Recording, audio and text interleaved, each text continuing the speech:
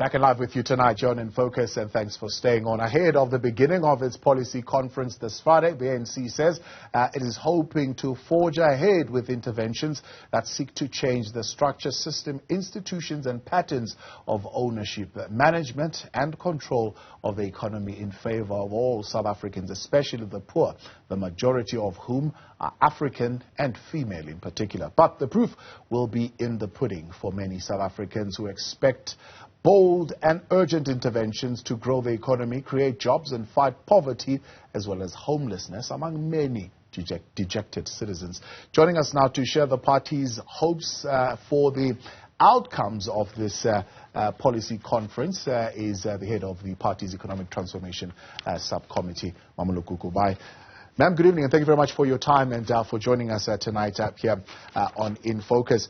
When you reflect on the interventions that you had proposed to change the system, to change the institutions, to change the patterns of ownership, what have you achieved in the last time since you held this policy conference? Good evening, Tabo. Good evening to your viewers at home. We taking stock in terms of the past conference resolutions, obviously looking at a number of resolutions that we've taken. As we talk about what has changed since last time, you'd understand that when we had the conference, immediately after, we would have had quite a number of things that impacted on the economy. We would have looked at issues around economic growth, wanting to change the landscape of the economy, the issues around expropriation without compensation of the land, the issues around nationalization, but also in terms of growth of the economy, where we talked about more around industrialization growth, but also in terms of infrastructure development that would be able to lead for growth. We have issues that have affected us, such as COVID-19, the riots in July, and also the disasters that have disrupted some of the work that we thought would be able to implement. But again, other issues would be what we call self-inflicted. But there have been other achievements. Despite COVID-19, we put together an economic reconstruction and recovery plan in 2020, where we were looking at how we can recover the economy. And I can safely say that majority of the things that we've agreed to do in that have been able to be implemented. And that's why you'd have seen the quarterly survey giving us the report in terms of the changes that we have seen. We've been able to create some of the black industrialists that would have seen being celebrated last week during the session with the president. But though while we are celebrating those achievements, we do note that we still have the triple challenges that are facing us: unemployment, poverty, and inequality.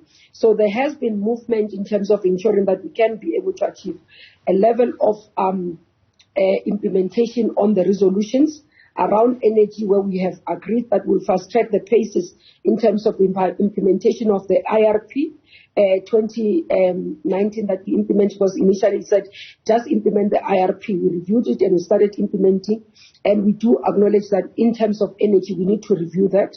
We will report to a conference this weekend around the difficulties around amending the Section 25 constitutionally, because we do not have 2/3 majority, but we'll report in terms of the progress around being able to release land for human settlements, for example, fast tracking of the release of land for farmers, especially in terms of ensuring that we bring in new and emerging farmers in the sectors. But also we look at the areas where we've been able to start working around new economies, such as in the environment space that we started working on, and also within the areas around what we talk about in terms of new areas such as digital economy, that we are also starting to expand in the documents. But again, you would have noted that previously we spoke about issues around release of spectrum to be able to enable the environment as part of the issues of ease of doing business that has been done. And those are some of the reports that will be presented in conference. So apart from the structural reforms in what you mentioned now, the network industries, let's talk about one particular resolution that seemingly is not being achieved, or maybe not achieved deep enough. One of the resolution was closer cooperation and compact building among social partners. One, for lack of a better word, would say that compact is very shallow at this particular point in time, if it's anything to go by in terms of what you are agreeing on economic objectives. For example, one of the structural reforms is to cut down on the public sector wage bill, right? And one of your partners is just downright refusing that particular structural reform, and it seems to be creating a lot of disagreement amongst yourself and your social partners.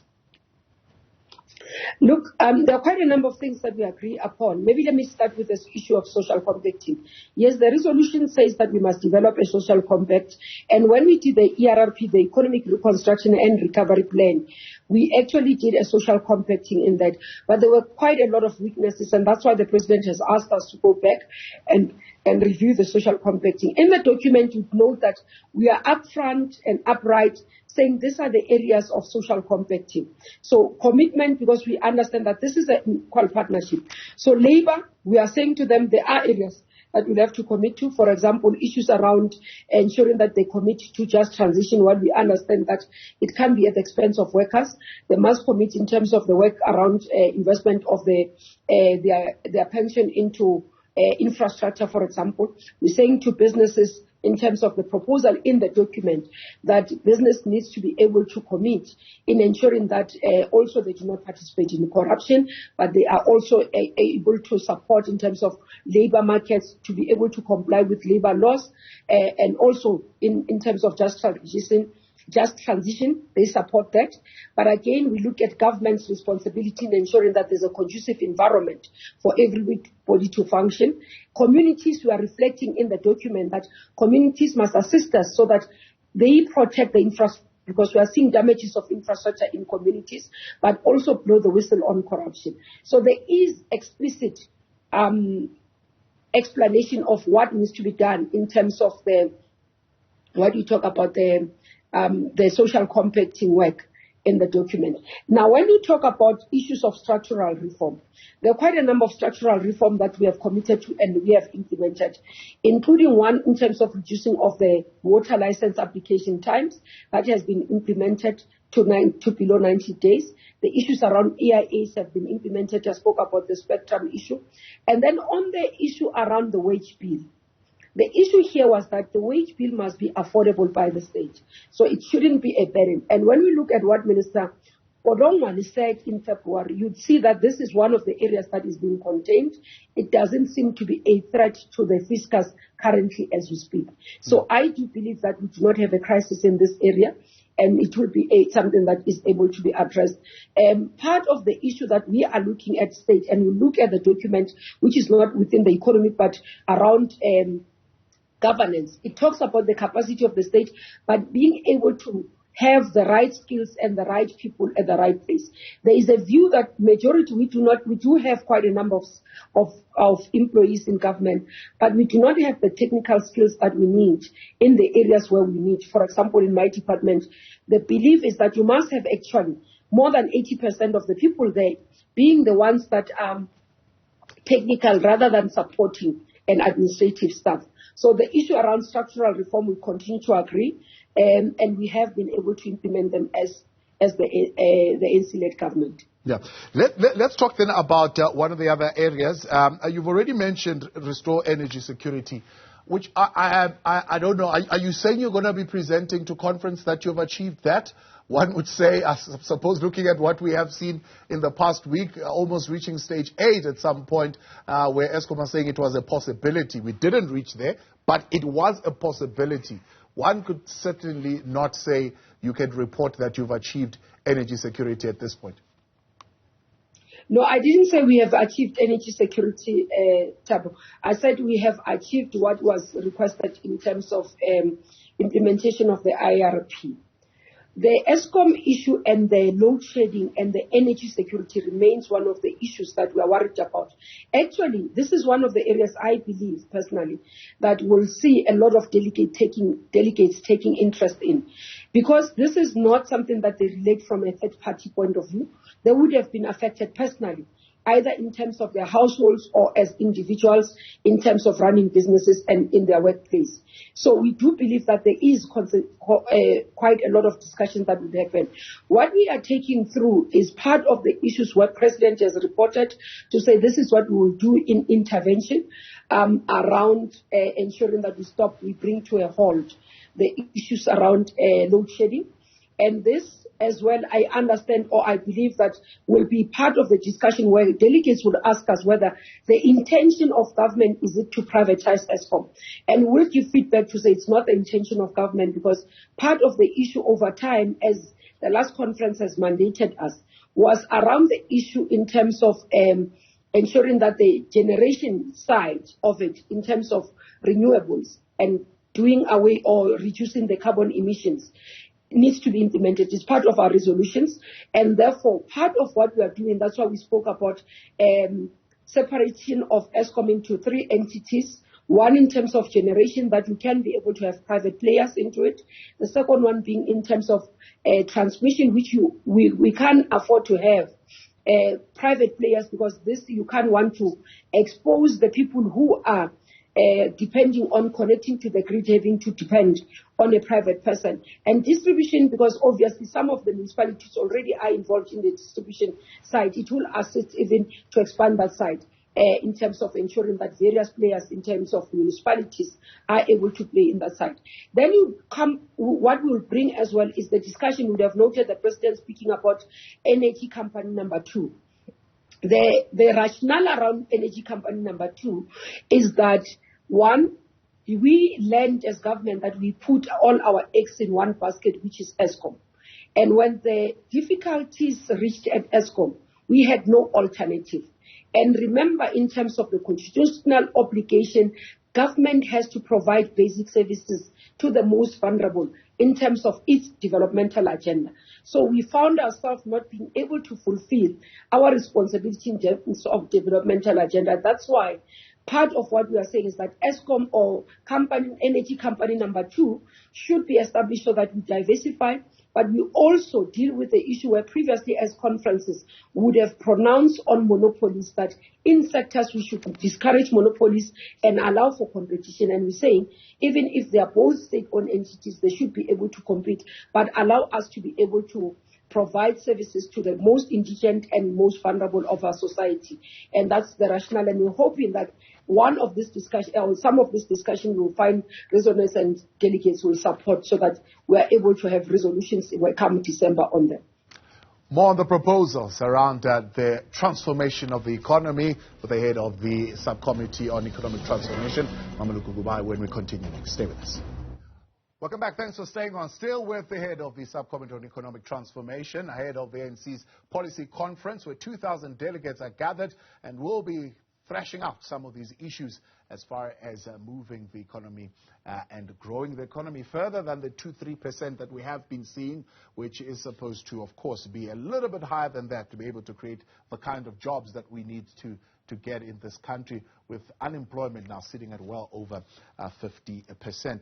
Now, the other issue that was, of course, a big thing at the previous policy conference was interventions to stabilize SOEs, state-owned enterprises. And one would say we have maybe even gone further away from where we need to be as far as those are concerned. And part of it, maybe you could say it's part of COVID, because, for example, SAA was quite affected by that. But there are other SOEs which were not doing well, even before COVID.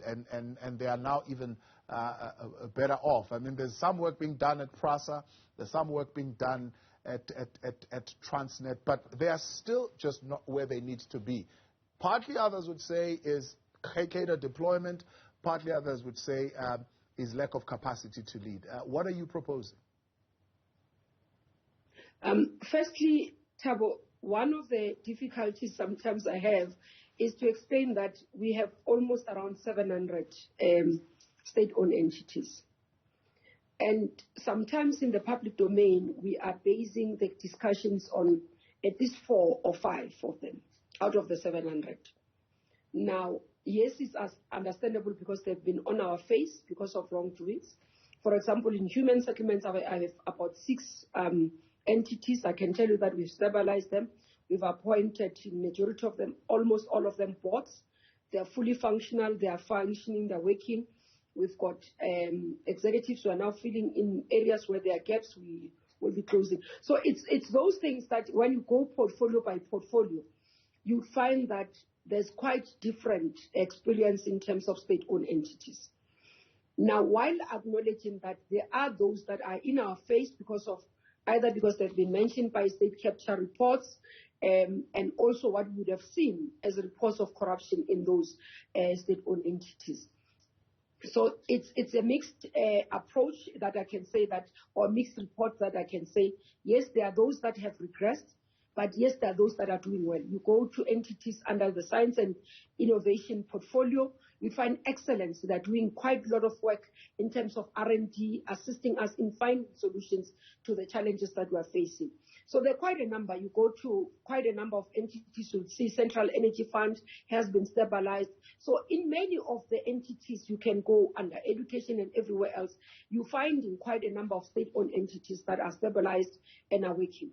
Our decision was that we are going to rationalize and repurpose and ensure that we avoid duplication in state-owned entities, and we continue to reflect on that.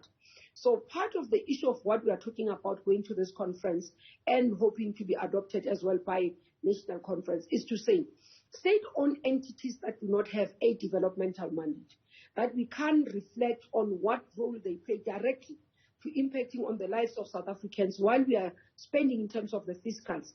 We must be able to take a decision that they should be actually disposed of. But it shouldn't be everyone, and we must protect those ones that are strategic in nature. For example, if you talk about state-owned entities such as DNL, I would want to see, as conference, we agree that state-owned entities such as DNL can be privatized, can be disposed of, but can be left without being vulnerable and not supported even financially. Therefore, rationalization of state-owned entities will allow for the Minister of Finance to have resources to be able to channel them to the critical and most needed state-owned entities. Lastly, as well, is around issues of avoiding duplication. Because we do find that there are quite a number of state-owned entities that do the same thing, either in terms of regulatory responsibilities, or you take an example under tourism, you find Tourism SA that is responsible for marketing, and we have Brand SA that is responsible for marketing as well. So you have to reposition those two entities, either to diversify or even to separate their responsibilities properly so that you avoid this duplication or even match them. So those are some of the things that we're looking at. Majority of the time, people think that when we talk about state-owned entities, they think that we're talking about the entities that are falling under Department of Public Enterprises. Those are not the only state-owned entities in the country. We've got quite a lot of them, and therefore the rationalization of them and repurposing, but also ensuring that we protect those who have a developmental mandate remains critical. One argument that was hotly debated at the last policy conference, and I'm sure you won't be able to avoid it even this time around, is the ownership of the Reserve Bank being in private hands, right? And I'm sure it's going to come up quite strongly.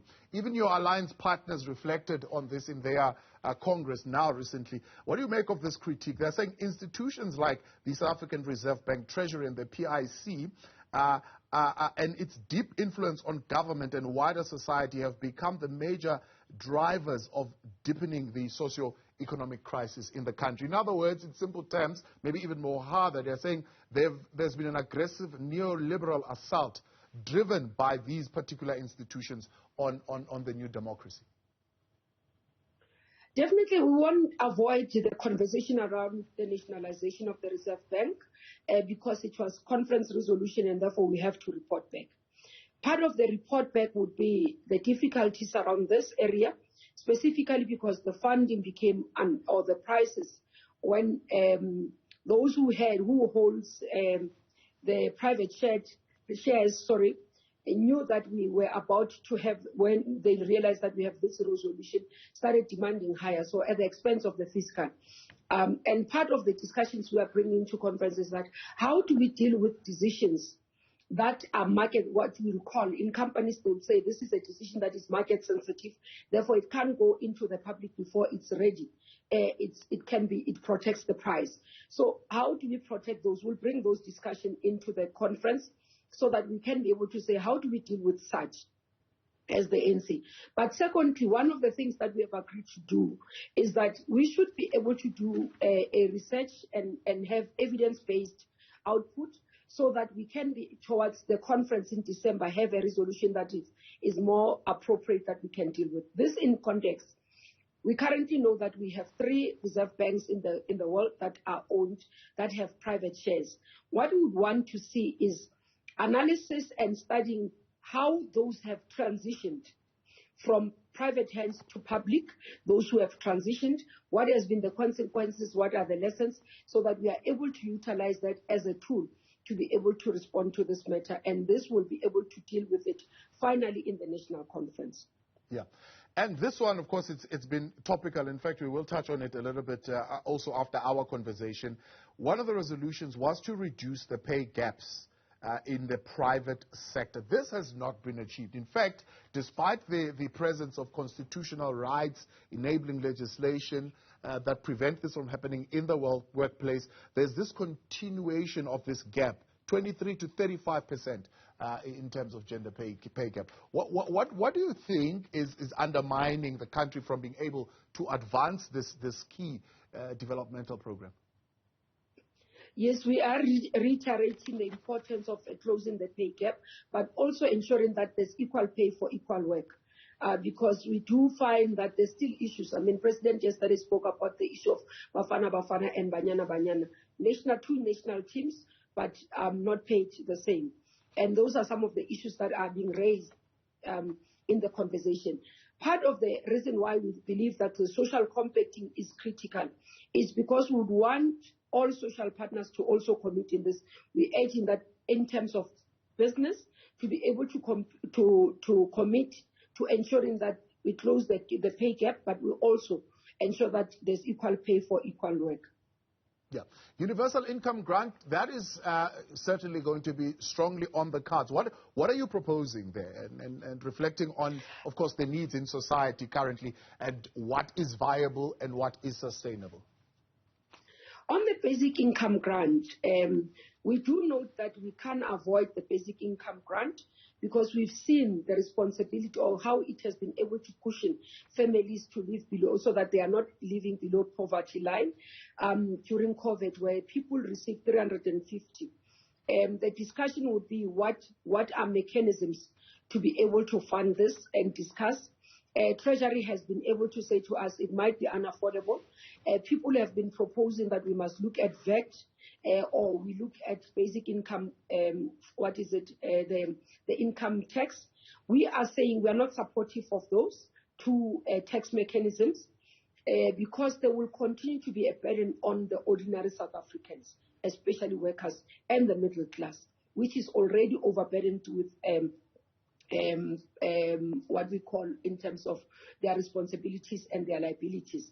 But what we are proposing, and we think that should be able to be supported, is that let's agree that we will implement the basic income grant with conditions that people who get onto the basic income grant must be linked to at least a skills development facility, and if they drop out of the skills development training, then the big grant must be scrapped. Again, the grant must be scrapped. Again, we are saying, in order to fund it, because the question says, what would be the mechanism to fund it? Because there might not be resources to fund it.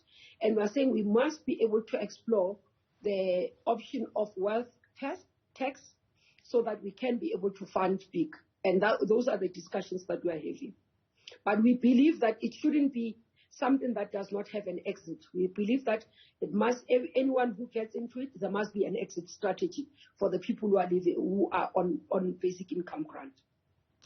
Ma'am, we appreciate your time and thank you very much for coming on and joining us tonight on In Focus and expanding on some of those key proposals. Then that is the head of the Subcommittee on Economic Transformation, Mmamoloko Kubayi. Some of the proposals they'll be dealing with, and of course we look forward to hearing what the resolutions are going to be when they come out on Sunday.